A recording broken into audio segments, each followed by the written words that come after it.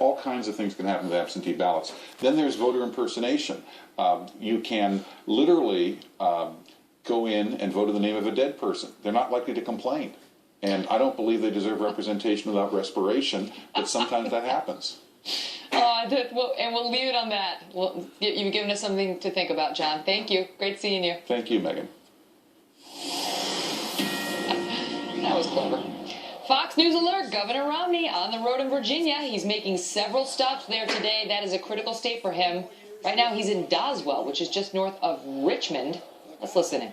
I know that the president wants to see 4 more years, and that's his chant, 4 more years, 4 more years. But our chant is this, 5 more days, all right, 5 more days.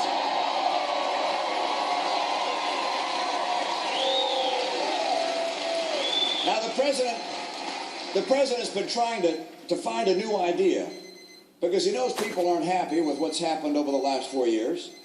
We had 3 presidential debates, 1 vice presidential debate, and the president wasn't able to put forward a plan to get the economy going.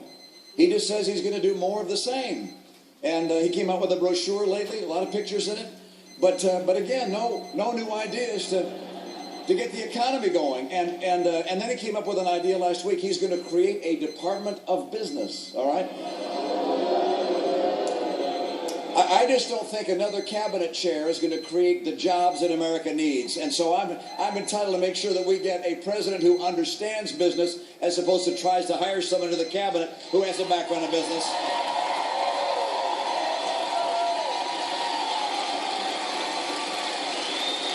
His campaign seems to have been reduced to smaller and smaller things. As people are facing more and more challenges, and he's been looking for an agenda to carry forward in the campaign other than just forward, more of the same. Why for a while there, he was talking about saving characters on Sesame Street, and then it was word games with my name that he was playing, and then, of course, he got very anxious and went out there and just attacked me day in and day out. Attacking me does not create an agenda for him. And his campaign and his address is all about attacking. We actually have a plan to get this economy going. We're going to put it in place to help the American people.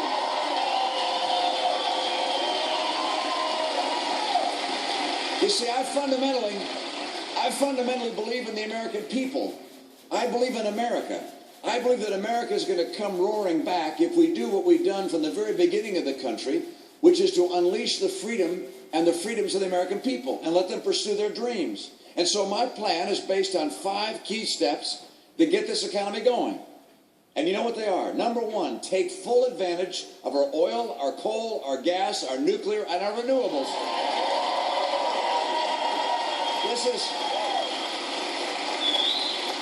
This is kind of our economy's ace in the hole right now, because someone discovered not just how to drill into the earth vertically, but then how to go horizontally and to tap into pockets of oil and gas. And so we have a lot more of it than we thought we had.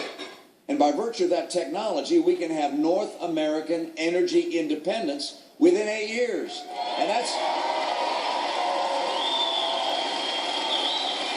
that means jobs. That means jobs here in the energy sector as well as in manufacturing. Manufacturing uses a lot of energy. And energy here will be abundant and inexpensive. And so manufacturing is going to come back. And by the way, energy jobs and manufacturing jobs, they create hospitality jobs and restaurant jobs, a lot of jobs. This is a big plus for us, and taking full advantage of it is going to get us working again. That's number 1. Number two, just a little background. We're the most productive nation of any major nation on earth. Now, productive means this. It means that when you add up all the things that are made in America, including all the services that are sold in America, you add them all up and divide them by the number of workers in our workforce, the output per person is greater than other nations. What that means is that trade is good for us.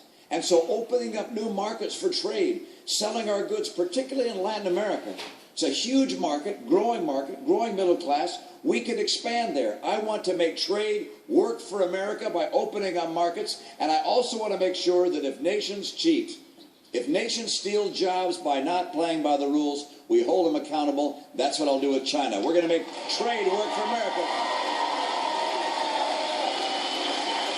Now, number 3, Number one is energy. Number two is trade. Number three is making sure that our workers have the skills they need. I want to, you know, there are 47 different government training programs in the federal government. Think of that. 47.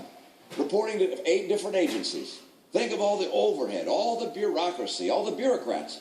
I'd like to take those dollars and bundle them up and send back Virginia its fair share and say, Virginia, you run your program for the way you think best for your own people.